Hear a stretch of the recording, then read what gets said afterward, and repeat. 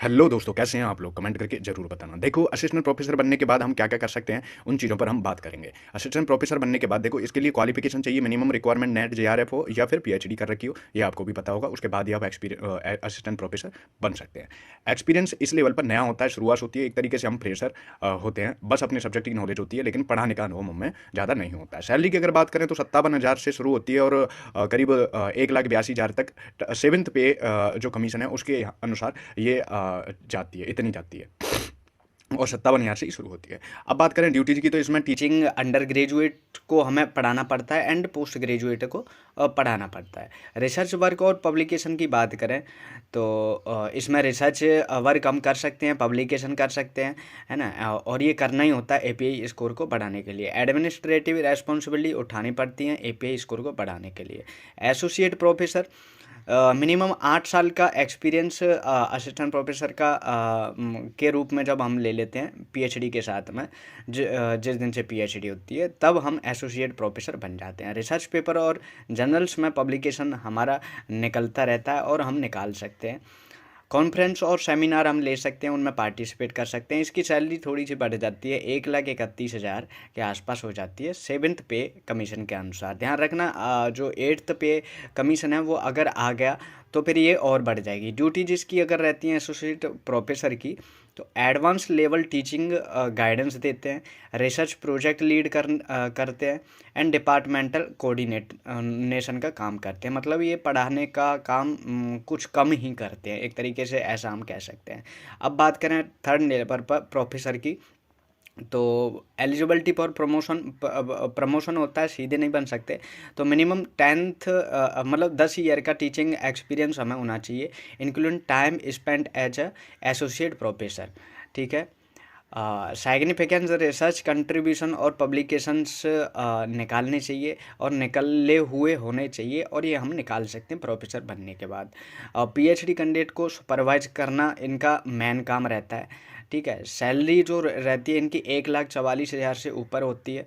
ठीक है, बढ़ जाती है।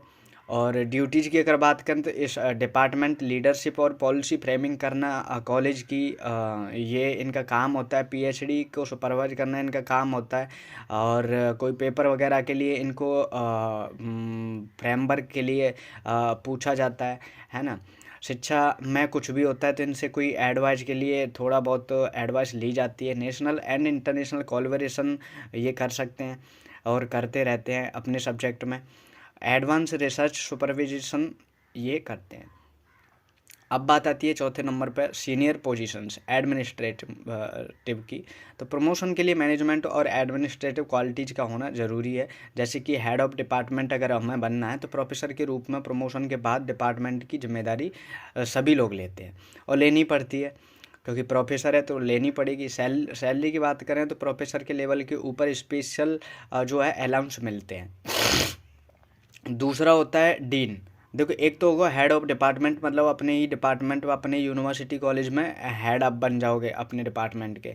दूसरा है डीन, बना दिया जाता है आपको, फैकल्टी या स्कूल का ओवरऑल इंचार्ज बना दिया जाता है, जैसे डीन कहते हैं एकेडमिक एक चीज़ का। डीन का मतलब ये नहीं है कि सारी चीज़ों का, डीन का मतलब है कि आपको फैकल्टी का स्कूल का ओवरऑल इंचार्ज बना दिया जाएगा। ठीक है। और ये डीन कई प्रकार के होते हैं, वो आपको जानने की ज़रूरत है। और उसको जानने की ज़रूरत नहीं है, बस डीन आप समझ लो कि डीन होता है और जो इंचार्ज होता है इस पर सारी जिम्मेदारी रहती है। लेकिन वो कुछ भी ज़्यादा करता नहीं है। ठीक है, जिम्मेदारी रखता है राष्ट्रपति की तरह कॉलेज की, लेकिन कोई यूनिवर्सिटी की भी, लेकिन काम नहीं करता। सैलरी की बात करें, प्रोफेसर के सैलरी के साथ एडिशनल बेनिफिट कुछ इनको मिल जाते हैं। वाइस चांसलर, ये सबसे बड़ा यूनिवर्सिटी का जो है सबसे ऊपर का जो पद है, उच्च पद है, वो है वाइस चांसलर, जिसे कहते हैं वीसी। और सिलेक्शन प्रोसेस गवर्नमेंट या गवर्नमेंट बॉडी के द्वारा ही होता है। गवर्नमेंट बॉडी में मतलब वही लोग रहते हैं जो सीनियर हों, सीनियरों में से ही एक जो है एक को सेलेक्ट किया जाता है एक दूसरे के द्वारा ही। तो इसकी जो सैलरी है वो 2,10,000 फिक्स रहती है, with additional perk like free accommodation. और इनके लिए एक गाड़ी मिलती है, सिक्योरिटी मिलती है, एक ऑफिस मिलती है, घर वगैरह कुछ ऐसी चीज़ें मिलती हैं, और इनको काफ़ी जो है चीज़ें मिलती हैं। सबसे ऊपर का पद जो है वाइस चांसलर है, वीसी। एकेडमिक इंस्टीट्यूशन में सबसे ऊपर होता है ये। ठीक है। और बेनिफिट एट हायर लेवल की बात करें तो इनको हाउसिंग फैसिलिटी मिलती है, है ना, ट्रैवल अलाउंस मिलता है, रिसर्च ग्रांट मिलते हैं, प्रोजेक्ट के लिए रुपए मिलते हैं, पेंशन और रिटायरमेंट बेनिफिट इनको मिलते ही हैं, मेडिकल फैसिलिटियाँ इनको मिलती हैं। तो मतलब अगर आप लोग चाहते हो कि असिस्टेंट प्रोफेसर के बाद में हम असिस्टेंट प्रोफेसर ही रह जाएंगे या प्रोफेसर बनेंगे या कहाँ तक जाएंगे, तो ये आप लोगों के ऊपर है कि आप वीसी तक का सफ़र तय कर सकते हैं। आप लोगों की पॉपुलैरिटी पे लेकिन डिपेंड करता है कितनी पॉपुलैरिटी है, कितने लोग आपको सेलेक्ट कर सकते हैं, कितने कितने लोग आपको वोट कर सकते हैं, जितने आप उसमें बैठे हों कमेटी में। तो आप लोगों को आज से ही शुरू हो जाना चाहिए अपनी इस रास्ते की तरफ, इस प्रक्रिया के तरफ। ठीक है, ऑल द बेस्ट, अपना ध्यान रखो, कमेंट करके ज़रूर बताना कि कैसा लगा आप लोगों को ये वीडियो।